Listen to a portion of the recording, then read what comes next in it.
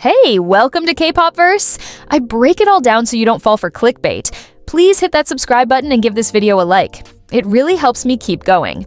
Now, let's talk about how one tiny scene almost got Jennie cancelled. It was just one scene, a few seconds, a small moment. But for Jennie, it almost turned into a full-blown scandal. 2 days ago, Jennie released her brand new single. But there was one particular moment that caught everyone off guard. And not in a good way. Social media exploded. People weren't talking about the vocals, the fashion, or even the choreography. They were talking about that scene. It started as confusion. Then came the backlash. Accusations, rumors, even full-on cancellation attempts. But was it all just a massive misunderstanding? Let's rewind. The clip that caused the storm is barely a few seconds long. Jennie is seated at a table, eating. Suddenly she freezes. Panic sets in. Another person rushes in from the side, gets behind her, and begins performing what looks like some kind of maneuver. And that's where it all went wrong. Out-of-context edits started flying. Some said she was mocking a medical emergency. Others claimed it was an inappropriate skit. A few went further, suggesting it was staged for controversy.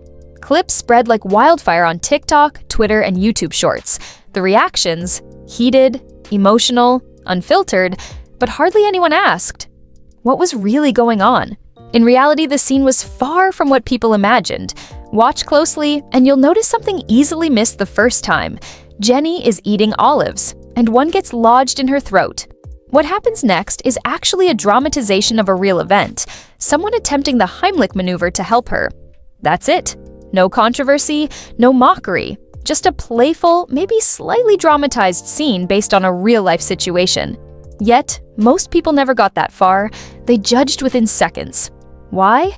Because viral culture thrives on quick outrage, not slow understanding. The internet doesn't wait for explanations. It reacts. Fast, loud, ruthless. Jennie found herself trending, for all the wrong reasons.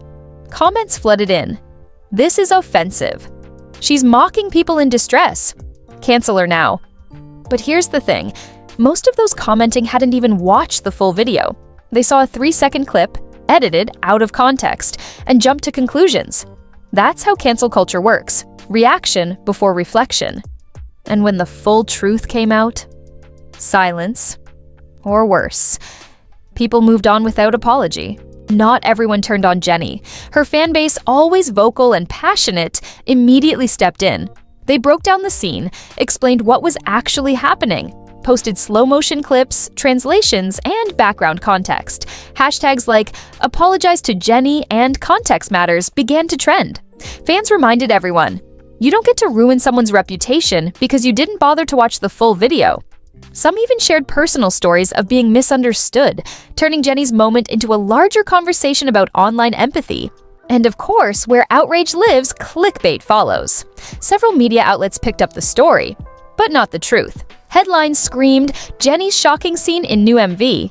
Blackpink star faces backlash after controversial video. What was she thinking? But few mentioned the olive, or the Heimlich, or the real story, because that wouldn't generate clicks. Misleading thumbnails, sensational titles. It's all part of the outrage economy, and Jennie was the latest victim. Sadly, Jennie isn't new to this. In the past, she's faced criticism for everything from her facial expressions to how she danced. Once, she was accused of not smiling enough. Another time, people said she was too arrogant. There seems to be no winning. And it's not just Jennie.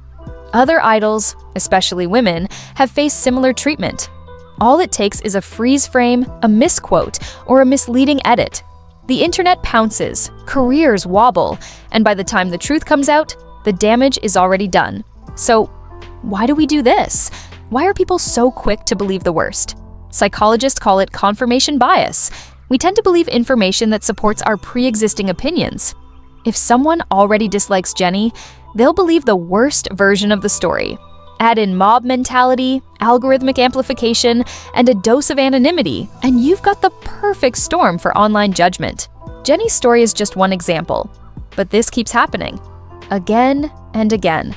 A few seconds, a misleading clip, and a public figure is dragged. It begs the question, do we care more about being right than getting it right? If we keep rewarding outrage and punishing nuance, how many more will we cancel unfairly? Jennie's music video was meant to entertain, maybe surprise. Instead, it became a case study in digital outrage. No one asked for a scandal, but the internet made one anyway.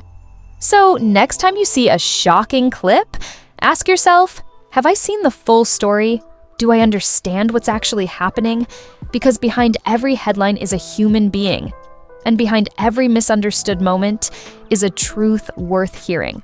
Anyway, I hope this video gave you a new perspective on the whole story.